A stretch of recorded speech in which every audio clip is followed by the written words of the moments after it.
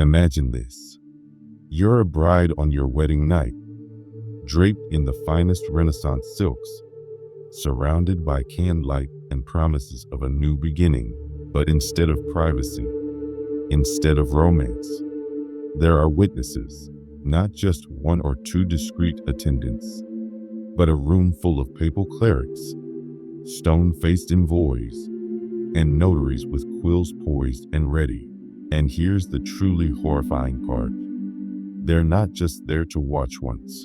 They're there to document everything. 3 separate times. This isn't some twisted fiction from a period drama. This actually happened to Lucrezia Borgia. And the reasons why will make your blood run cold. Because in Renaissance Italy, marriage wasn't about love. It was about power, proof, and the brutal reality that a woman's body could be turned into the ultimate political contract. So buckle up, because what I'm about to tell you is one of the most shocking wedding night stories in all of history, and it reveals just how ruthless the world of the Borgias truly was. Let's set the scene properly. The year is 1502, and Lucrezia Borgia is only 22 years old. But she's already a veteran survivor of Renaissance politics. And when I say survivor, I mean it literally. She's the daughter of Pope Alexander VI, arguably the most infamous pope in Catholic history, and the sister of Cesare Borgia, whose name alone made grown men tremble. The Borgia family didn't just play the game of power. They wrote the rulebook in blood, poison, and scandal. Allies were bought with gold. Rivals were eliminated with daggers or arsenic-laced wine. And family members? Well, they were used as currency. For Lucrezia, marriage had never been about finding love or building a life with someone she cared about. Marriage was strategy. Marriage was survival. And on this particular night, her body was about to become a ledger. Her most intimate moments transformed into proof, and her dignity sacrificed on the altar of political necessity. The wedding itself was a spectacle of Renaissance extravagance. The Vatican halls were filled with nobles calculating their next moves, envoys weighing the implications of this new alliance, and cardinals who wore pious expressions while their minds churned with schemes. Her groom was Alfonso d'Este, heir to the ancient and proud Duchy of Ferrara. The Este family had ruled their territory for generations with dignity rooted in tradition and old bloodlines.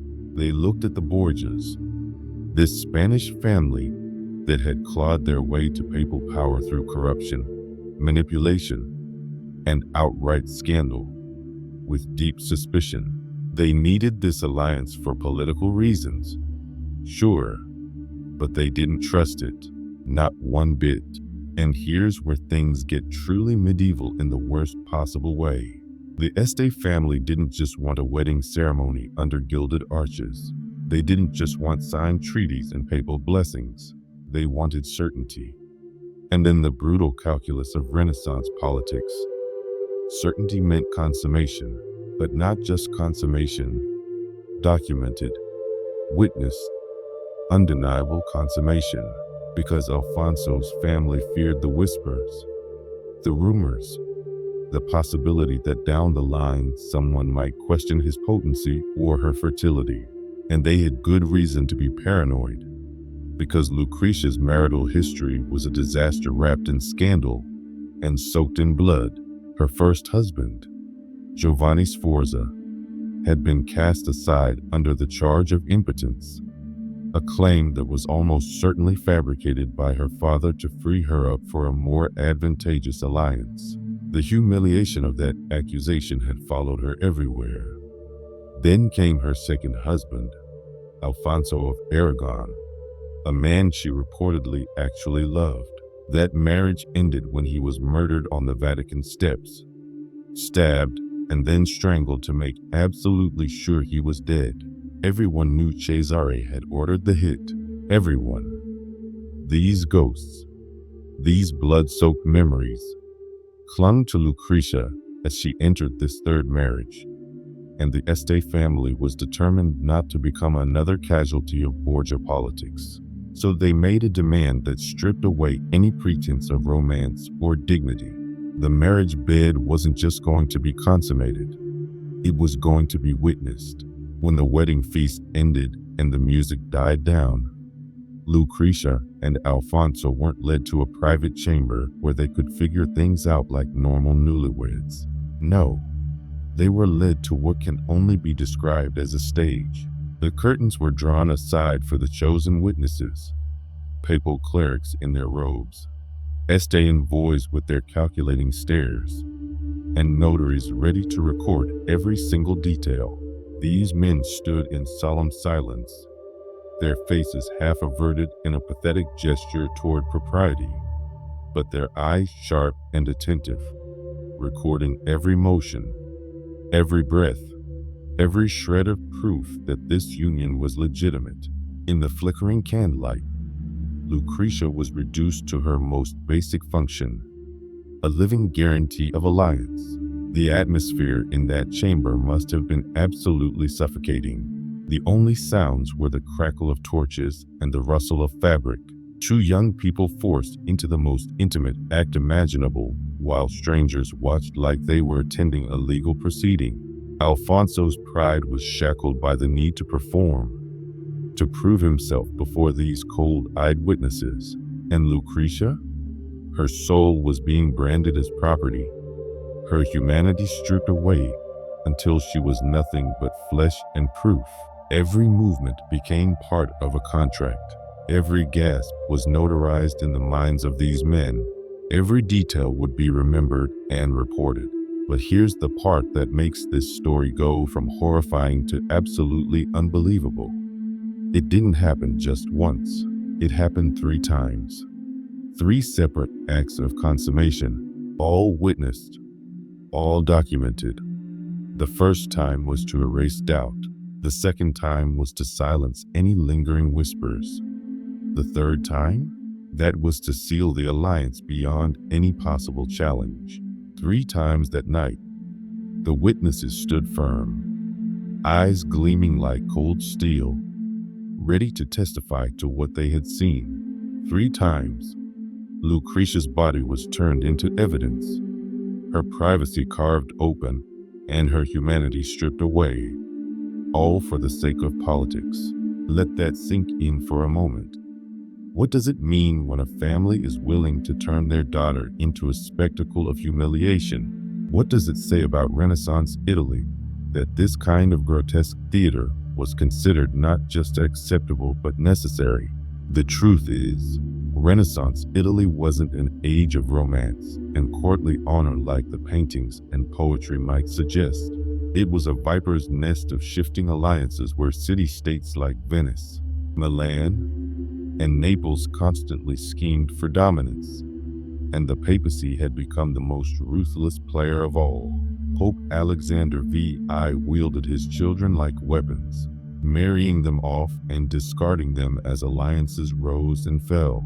Cesare carved a bloody path across Italy with legendary cruelty and unchecked ambition. To them, Lucrezia wasn't a daughter or sister.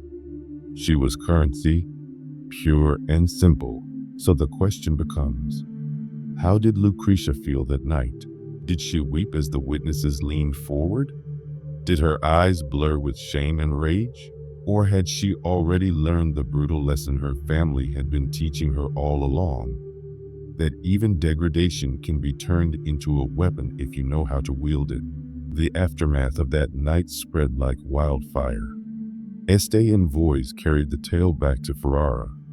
Nobles in Venice and Florence whispered about it over wine, and clerics in Rome muttered about the theater of flesh staged under the Vatican's blessing. What was meant to be proof became gossip. What was meant to cement an alliance became a legend of humiliation. But here's the twist. Everyone knew now that Alfonso was potent and Lucrezia was fertile.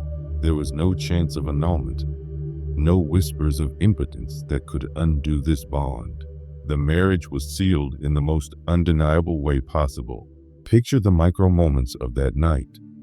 a notary adjusting his quill and squinting through the candlelight to make sure he didn't miss a detail, a cleric clutching his rosary and murmuring silent prayers while his eyes betrayed everything his piety tried to conceal, an estate envoy shifting uncomfortably, caught between duty and revulsion, knowing he'd have to report everything he witnessed, and beyond them all, Lucrezia herself, a woman whose entire life had been negotiated and bartered away countless times, lying beneath the gaze of men who saw her not as a human being but as proof. Her body had become contract ink, but here's where history takes its most fascinating turn.